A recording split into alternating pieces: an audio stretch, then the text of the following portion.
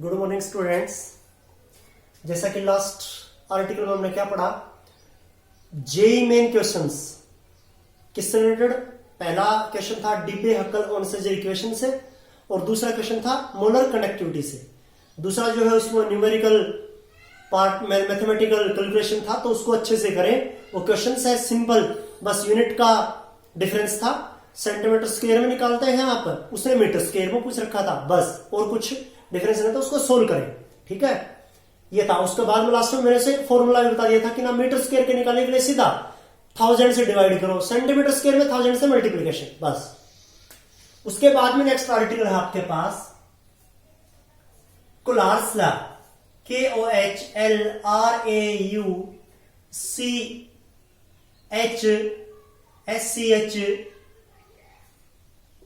कोलार्स law. ये है आपके पास, कोलार्स लॉ कहते हैं आप इसे। और क्या है ये कोलार्स लॉ, क्या है ये कि it states that the limiting molar conductivity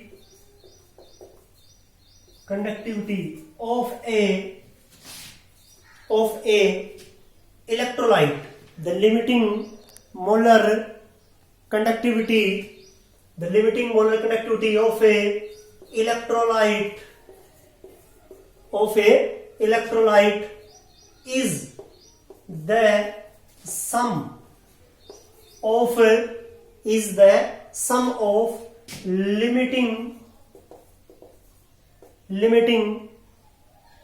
ionic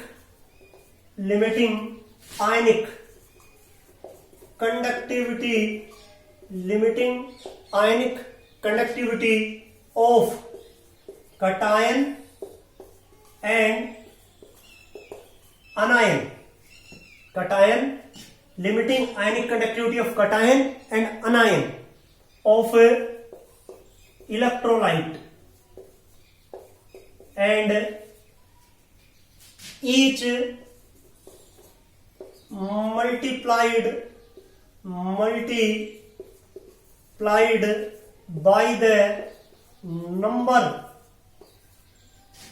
and each multiplied by the number of cation and anion present in one formula unit of electrolyte. Definition बड़ा दिखाई दे रहा है आपको, लेकिन बहुत इजी है, बहुत ही इजी। इस यूनिट में सबसे इजी आर्टिकल है ये, समझिए। और इससे रिलेटेड अब की बार का जेई मेन क्वेश्चन है, वो भी सीधा फॉर्मूला बेस्ड, सीधा थ्योरी बेस्ड। देखिए, the limiting molar conductivities of electrolyte is the sum of, limiting molar conductivity निकालनी है आपको। लिमिटिंग मोलर कंडक्टिविटी इस फॉर्मूला से निकालनी चाहिए। लिमिटिंग है तो ऊपर मोलर कंडक्टिविटी, या ई क्यू लिख दोगे तो लिमिटिंग इक्विवेलेंट कंडक्टिविटी हो जाएगा, एम लिख दोगे तो limiting molar conductivity. Limiting molar conductivity of electrolyte, वो कोई भी इलेक्ट्रोलाइट है, कौन है वो? NaCl मान लीजिए। क्या है वो?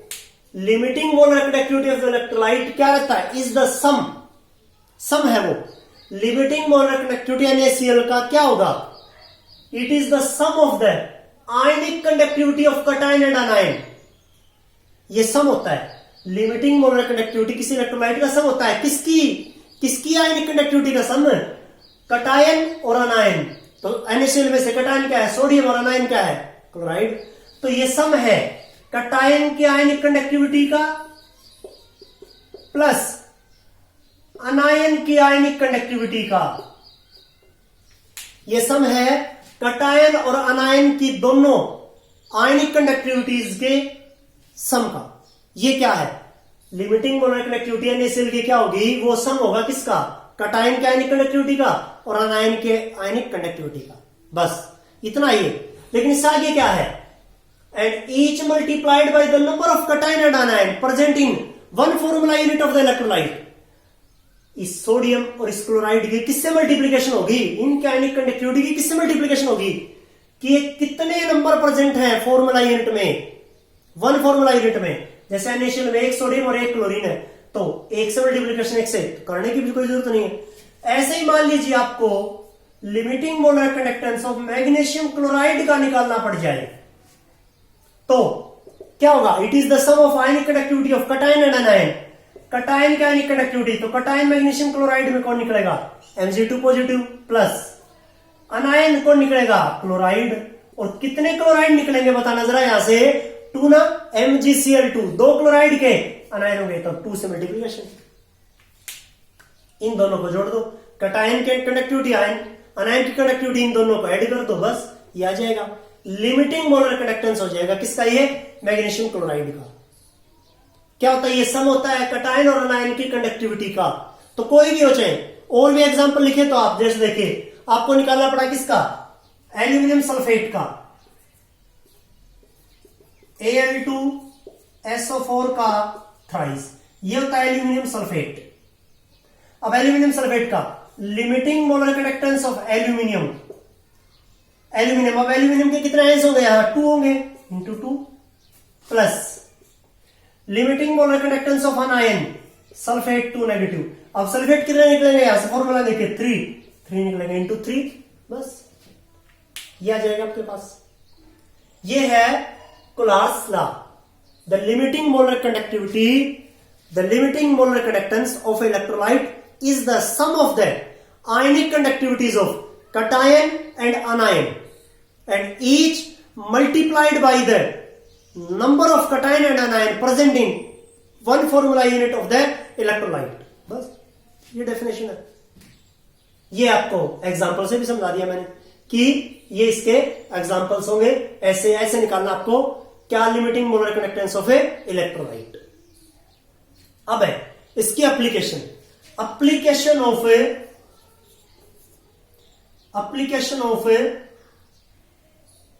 Coulars law, Coulars law की एप्लीकेशन, Coulars law की एप्लीकेशन, और पहला एप्लीकेशन है यहां to calculate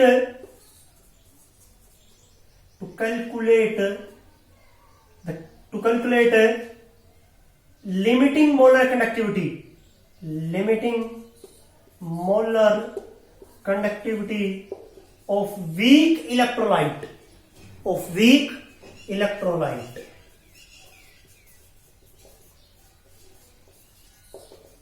limiting molar conductance निकालेंगे हम किसका, वीक इलेक्ट्रोलाइट का, इसके हेल्प से, वीक इलेक्ट्रोलाइट का इसकी हेल्प से, किसकी हेल्प से, कुलार्स लॉ की हेल्प से। एग्जांपल के साथ ही आपको समझा रहा हूं, limiting molar conductance of, the limiting molar conductance of, यहां लिख रहा हूं मैं, limiting molar conductance of sodium chloride HCl and sodium acetate are X, Y, Z respectively. Unit वही होती है साइमन सेंटीमीटर स्क्वायर पर मोल, साइमन सेंटीमीटर स्क्वायर पर मोल, सीमन सेंटीमीटर स्क्वायर पर मोल। सीमन बोलिए इसको, साइमन की वजह, सीमन सेंटीमीटर स्क्वायर पर मोल।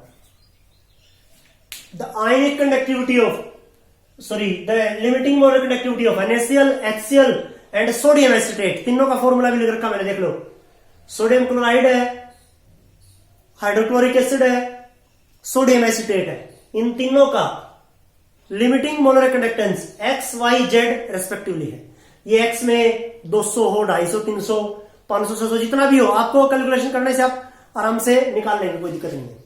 X, Y और Z है, X, Y और Z रेस्पेक्टिवली इतना है। अब X, Y, Z रेस्पेक्टिवली है, अब क्या करें, calculate the limiting molar conductance of acetic acid,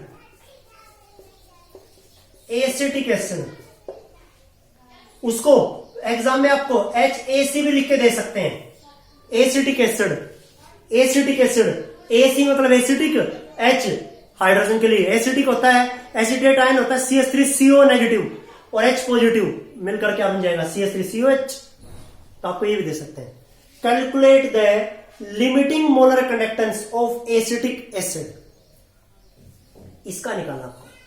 given है किसका, NaCl का, HCl का और सोडियम एसिटेट का, और सोडियम एसिटेट का, 3 का गिवन और 1 का निकालना है, चौथे का निकालना आपको। ये क्वेश्चन तो एक बार नेट JRF में भी आया था, MSc करने के बाद में जो नेट JRF प्रोफेसर बनने के लिए जो पेपर देते हैं, और JEE मेन में और हमारे जो बोर्ड एग्जाम में तो मिलते ही हैं ये क्वेश्चन है। अब देखिए क्या है question, NaCl, HCl, sodium acetate का लिमिटिंग मोलर कंडक्टेंस गिवन है X, Y और Z। CH3COH का निकालना आपको, एसिटिक एसिड का निकालना है। किसके हेल्प से, क्लास लॉ की हेल्प से। कैसे निकालेंगे आप, सुनिए बड़े ध्यान से। सोडियम क्लोराइड का लिमिटिंग मोलर कंडक्टेंस कैसे निकलेगा, सोडियम आयन का और क्लोराइड आयन का। तो सोडियम आयन का और क्लोराइड आयन का है वहां conductance, sodium plus chloride negative, सीधा आयन से लिख रहा हूं। HCl में किसका है, हाइड्रोजन का और है क्लोरीन का, H पॉजिटिव और क्लोराइड नेगेटिव का। CH3CO नेगेटिव और Na पॉजिटिव, मतलब सोडियम एसिटेट में किसका होगा, एसिटेट अनायन का और सोडियम कटायन का। तो sodium cation plus acetate अनायन CH3CO negative. आपको चाहिए किसका, CH3CO नेगेटिव का और H पॉजिटिव का। आपको चाहिए CH3CO negative plus H positive, इसका चाहिए आपको, ये चाहिए आपको, और इन तीनों का गिवन है। तो मैं क्या करता हूं, बड़े ध्यान से देखो, सोडियम क्लोराइड और सोडियम एसिटेट और HCl है, इनमें से क्या करता हूं मैं, सोडियम एसिटेट आयन जो सोडियम एसिटेट है और HCl, इन दोनों को तो ऐड कर दूं और NaCl को इनमें से सबट्रैक्ट कर दूं। देखो इन दोनों को तो ऐड कर दूं, HCl और सोडियम एसिटेट को, और NaCl को सबट्रैक्ट कर दूं। इन दोनों को जोड़ दूंगा और इसको घटा दूंगा, इन दोनों को जोड़ दूंगा और इसको घटा रहा हूं तो सोडियम यहां से कैंसिल, क्लोराइड यहां से कैंसिल, क्योंकि ये दोनों तो नेगेटिव हो जाएंगे। रह जाएगा क्या आपके पास, CH3CO नेगेटिव और H पॉजिटिव, ये रह जाएगा। मतलब देखिए यहां से भी HCl और CH3CO नेगेटिव को जोड़ दूं, HCl और CH3CO Na को, सोडियम एसिटेट को, HCl को, इन दोनों को जोड़ दूं, इसको घटा दूं। इन दोनों को जोड़ने से क्या होगा, CH3CO, Na, H और Cl ये जुड़ जाएंगे। अब इसको घटाऊंगा तो Na से कैंसिल हो जाएगा, ये प्लस का ये माइनस का कैंसिल, क्लोराइड प्लस का ये क्लोराइड नेगेटिव कैंसिल, Cl और Na कट जाएंगे, रह जाएगा कि आपके पास CH3COH, यही चाहिए था। मतलब इन दोनों को जोड़ने से तो CH3 limiting molar conductance of CH3COH का कैसे निकलेगा, किसको ऐड करना आपको, CH3COO negative plus Na positive इसमें। फिर अब इसमें ऐड क्या करना आपको, HCl, मतलब इन दोनों को जोड़ना है, HCl को ऐड करना है तो plus H positive plus Cl negative. घटाना किसको है, NaCl को, NaCl को घटाएंगे तो माइनस का Na पॉजिटिव माइनस का Cl नेगेटिव, क्योंकि पूरे को घटा रहे हैं तो Na भी नेगेटिव हो जाएगा, Cl भी नेगेटिव, तो minus Na positive minus Cl negative. ये ऊपर वाले तीन के ऊपर चार्ज होते हैं और ये वो आपके पास क्या है, प्लस और माइनस साइन। अब देखिए यहां से Na पॉजिटिव कैंसिल, क्यों, क्योंकि ये पॉजिटिव का और ये नेगेटिव का, Cl पॉजिटिव Cl नेगेटिव, ये देखिए ये कैंसिल। अब क्या है आपके पास CH3CO नेगेटिव और H पॉजिटिव, यही चाहिए था हमें। मतलब आपने किसको जोड़ा, Y और Z को जोड़ा और X को उठा लिया, तो क्या है आपके पास Z plus Y minus X। ये आपके पास आंसर होगा किसका, limiting molar conductivity of acetic acid. और इसका जो भी गिवन है वो देख लें आप, एनसीईआरटी का क्वेश्चन है सीधा ये X कितना है, 100, 150, 200 जो भी, वाई कितना है 100, 150, 500 जितना भी, ये कितना है 200, 250, 350 जो भी है, बस इन दोनों को जोड़ दो। HCl और CH3CONA सोडियम एसीटेट और HCl की लिमिटिंग मोलर कंडक्टिविटी को ऐड करो और NaCl को सबट्रैक्ट कर दो उसमें से, क्या आ जाएगा आपके पास? एसिटिक एसिड का लिमिटिंग मोलर कंडक्टेंस आ जाएगा आपके पास। ये था पहला एप्लीकेशन किसका? कोलहार्स लॉ का पहला एप्लीकेशन की हम क्या निकाल सकते हैं इससे? Limiting molar conductivity of weak electrolyte. Weak electrolyte की लिमिटिंग मोलर कंडक्टिविटी निकाल लेंगे। वीक इलेक्ट्रोलाइट है, ये देखो, ये तीनों स्ट्रॉन्ग इलेक्ट्रोलाइट थे ऊपर वाले, निकाला आपने वीक का, वीक इलेक्ट्रोलाइट का लिमिटिंग मोलर कंडक्टेंस, ये है आपके पास। ये कोलहार्स लॉ की पहली एप्लीकेशन। उसके बाद में आपके पास जो सेकंड एप्लीकेशन है वो क्या है? To calculate the degree of dissociation. To calculate the degree of dissociation. To calculate the degree of dissociation, सीधा सा है, to calculate the degree of dissociation. To calculate the degree of dissociation. Degree of dissociation second application है। To calculate the degree of dissociation. To calculate the degree of dissociation.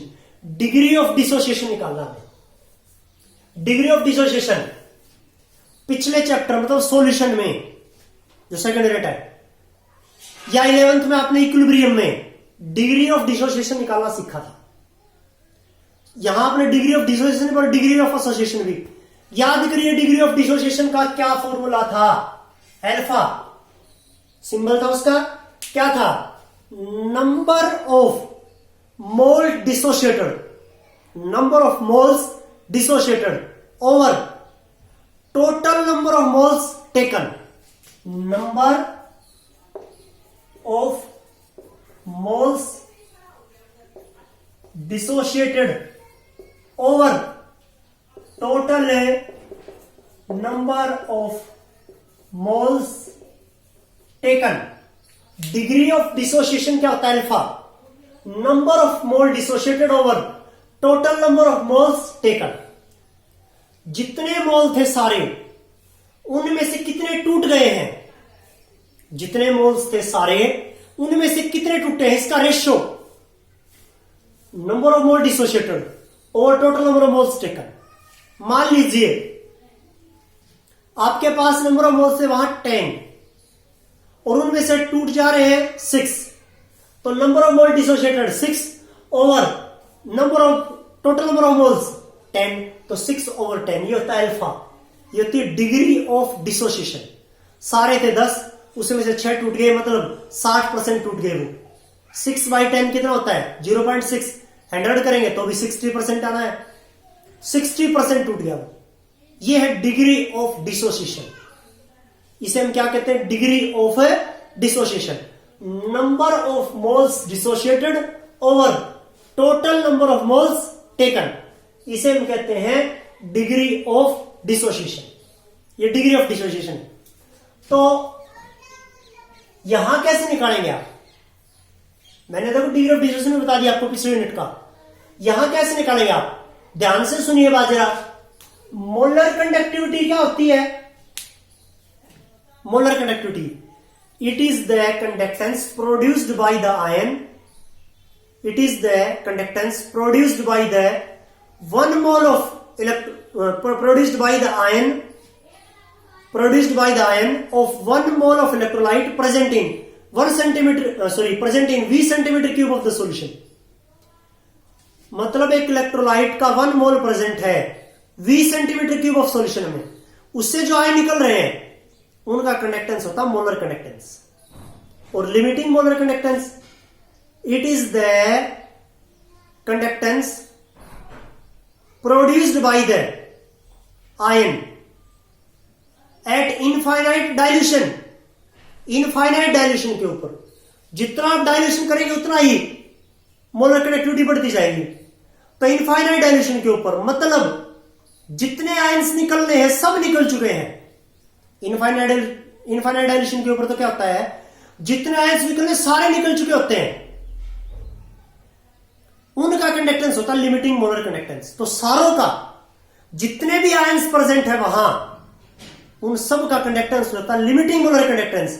और molar conductivity जितने ions निकलेंगे, मान लीजिए total 100 ions निकल सकते हैं infinite dilution के ऊपर, तो इनफाइनाइट डायल्यूशन के ऊपर जो कंडक्टेंस है वो तो है लिमिटिंग मोलर कंडक्टेंस मतलब 100 का। और मोलर कंडक्टेंस है कितने निकलेंगे उसकी मर्जी से, 90, 85, 95 कितने निकलेंगे इतने निकलेंगे। और इनफाइनाइट डायल्यूशन आप डायल्यूशन करेंगे तो कंडक्टिविटी बढ़ेगा तो टोटल कितना 100, तो 100 सारे के सारे टूट जाएंगे, तब तो जो कंडक्टेंस है वो लिमिटिंग मोलर कंडक्टेंस है। और जितने मर्जी से टूट रहे हैं, मर्जी से कितने टूटते हैं, सारे तो कभी नहीं टूटते, 90, 85, 80, क्योंकि डायल्यूशन करने के बाद में ज्यादा टूटेंगे वो, क्योंकि डायल्यूशन के बाद में कनेक्टिविटी बढ़ती है, ज्यादा आयन निकलते हैं वहां से, मतलब वॉल्यूम बढ़ जाएगा तो उनको ज्यादा जगह मिलेगी, वहां आयनिक मोबिलिटी जो है ना वो बढ़ जाती है। ये है आपके पास। तो नंबर ऑफ मोल डिसोसिएटेड तो क्या होगा आपके पास, मोलर कंडक्टिविटी, और टोटल नंबर ऑफ मोल्स होता है लिमिटिंग मोलर कंडक्टिविटी। और अच्छे से समझ लीजिए, मान लीजिए ये आपके पास क्या है, वो सॉल्यूशन है, ये सॉल्यूशन है, इसमें यहां कितने आयंस प्रेजेंट है, इसमें अब उस इलेक्ट्रोलाइट के 80 आयंस प्रेजेंट है। अब क्या किया हमने, इसका डायल्यूशन शुरू कर दिया, इसका डायल्यूशन हो गया, डायल्यूशन होने से क्या हो गया, इसका वॉल्यूम बढ़ जाएगा, इतना वॉल्यूम हो जाएगा इसका। वॉल्यूम बढ़ने से मोलर कंडक्टिविटी क्या होती है, कप्पा इंटू वॉल्यूम। तो इसका मतलब है कप्पा इंटू वॉल्यूम, तो मोलर कंडक्टिविटी बढ़ रही है। ये स्पेसिफिक कंडक्टेंस था, मतलब 1 सेंटीमीटर क्यूब में, अब वॉल्यूम बढ़ने से मोलर कंडक्टिविटी बढ़ गया उसका, ठीक है। डायल्यूशन क्या है, अब आपने क्या कर दिया, उसका इनफाइनाइट डायल्यूशन कर दिया, और भी ज्यादा वॉल्यूम बढ़ाते जा रहे हैं आप इसकी,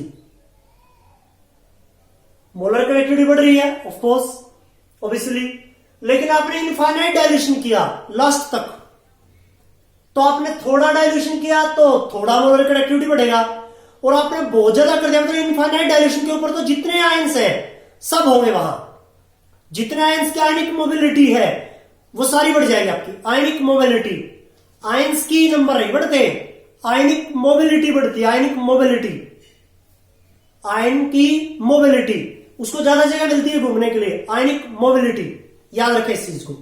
तो आयनिक मोबिलिटी बढ़ रही है उसकी, कितनी, जितने हैं उनके सब की बढ़ जाएगी इनफाइनाइट डायल्यूशन के ऊपर, जो ये लिमिटिंग मोलर कंडक्टेंस में करते हैं, इनफाइनाइट डायल्यूशन करने पर, तो वहां टोटल साइन सब हो जाएंगे वहां, क्या, लिमिटिंग मोलर कंडक्टेंस की फॉर्म में, कि उनका आयनिक मोबिलिटी सबका होगा वहां इनफाइनाइट डायल्यूशन के ऊपर तो। और मोलर कंडक्टेंस जो आपने थोड़ा वो डायल्यूशन किया है जिससे मोलर कंडक्टिविटी बढ़ रहा है, लिमिटिंग मोलर कंडक्टिविटी सबका हो जाएगा जो सबसे ज्यादा होता है। तो यहां जितना ions limiting molar conductance infinite dilution के ऊपर, तो वही क्या आएगा, डिग्री ऑफ डिसोसिएशन। पहले कितना टूट रहा है वो 70%, और इनफाइनाइट डायल्यूशन के ऊपर कितना टूटे, 75, 80, 90, 95, कितना भी टूटे वो ज्यादा, तो कितने टूटे, सारों में से ये आ जाएगा वही चीज, मोलर कंडक्टेंस कम का लिमिटिंग मोलर कंडक्टेंस सबका ज्यादा जितने भी है, तो ये निकलेगा आपका डिग्री ऑफ डिसोसिएशन, ये होगा डिग्री ऑफ डिसोसिएशन, ये है आपके पास यहां। तो आप क्या निकालते हैं इसे, डिग्री ऑफ डिसोसिएशन। दूसरी चीज क्या निकालते हैं इसे, इसी में है डिसोसिएशन कांस्टेंट, और डिसोसिएशन कांस्टेंट कैसे निकलता है, C alpha square over 1 minus alpha, C alpha square over 1 minus alpha. आपने इसको पिछले साल इक्विलिब्रियम में पढ़ा है 11th क्लास में, कैसे आता है ये बता दूंगा मैं आपको। कोई भी ए बी इलेक्ट्रोलाइट आपके पास ए प्लस बी नेगेटिव में टूट रहा है, तो इसकी कंसेंट्रेशन है सी, इक्विलिब्रियम के ऊपर इसकी कंसेंट्रेशन, इक्विलिब्रियम पर क्या कितना हो जाएगा, ये शुरू में 0 था, इक्विलिब्रियम के ऊपर सी अल्फा, तो ये कितना रह जाएगा बाद में, सी माइनस सी अल्फा। शुरू में ये कितने थे, ये जीरो लिख लो, चलो यहां सी अल्फा यहां सी अल्फा, ऐसे समझ लो चाहिए इसे। अब देखिए प्रोडक्ट की कंसंट्रेशन का product C alpha into C alpha over C minus C alpha, C minus C alpha.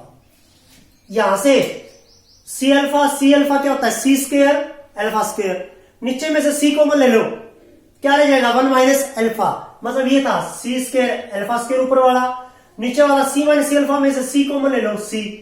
अब देखो ये कैंसिल कर दो, सी से एक्स में C alpha square over 1 minus alpha, ये होता है डिसोसिएशन कांस्टेंट।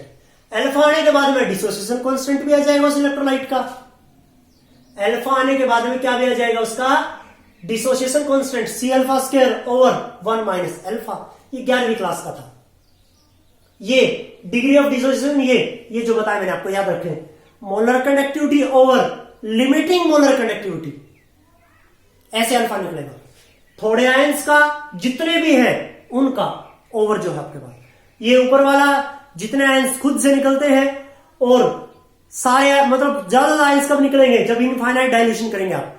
ज्यादा कंडक्टिविटी कब होगी, जब इनफाइनाइट डायल्यूशन होगा, लिमिटिंग मोलर कंडक्टिविटी। ये है आपके पास, ये करना आपको। ये है आपके पास एप्लीकेशंस ऑफ कुलार्स लॉ, ये है एक एप्लीकेशन है, वो एनसीईआरटी का नहीं है लेकिन फिर भी बताऊंगा मैं आपको, और इससे रिलेटेड जेईई मेन की न्यूमेरिकल, वो अगले लेक्चर में होंगे। इतने तक आपको काम करना है। पिछले वीडियो के 2 जो आपके पास क्या थे, न्यूमेरिकल्स थे, पहला तो सीधा थ्योरी बेस्ड था, दूसरा न्यूमेरिकल में मैथमेटिकल कैलकुलेशन था, बहुत इजी, करके देखिए उसे, कर पाएंगे बहुत आराम से, बस यूनिट का डिफरेंस था। और अब ये कुलार्स लॉ, इससे रिलेटेड जेईई मेन के क्वेश्चंस है, वो भी आपको मैं बता दूंगा नेक्स्ट वीडियो में। इतना तक का काम करिए।